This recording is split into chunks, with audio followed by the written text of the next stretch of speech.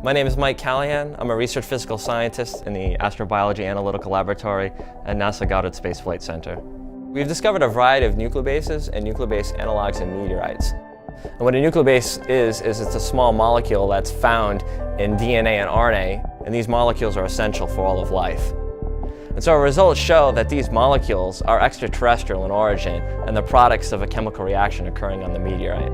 We believe that these nucleobases and meteorites are extraterrestrial based on three reasons. And the first is that we find nucleobase analogs in meteorites.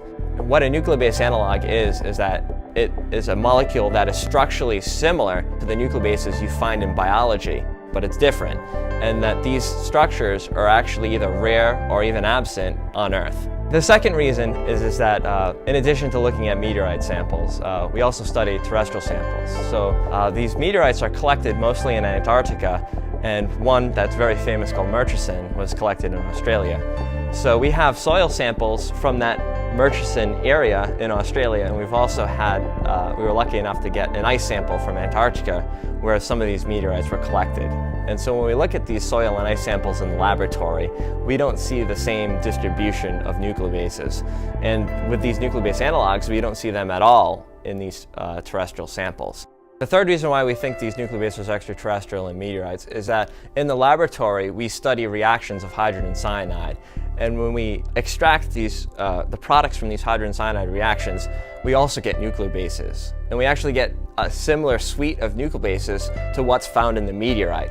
And so when we saw that, we were really excited because we were thinking, well, hydrogen cyanide is dispersed everywhere in the interstellar medium, and it's likely to have some sort of chemical reaction on the meteorite.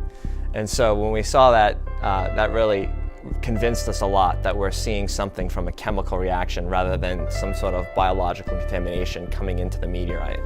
So this has implications for the origin of life on Earth. We know that meteorites contain amino acids, which are the building blocks of your proteins, and now from our research, we can show that nucleobases, which are the building blocks of your genetic material, like DNA and RNA, are also found in meteorites. And so these things together could have seeded an early Earth with these really important molecules that could have built up to the larger molecules you see today that are essential for biology.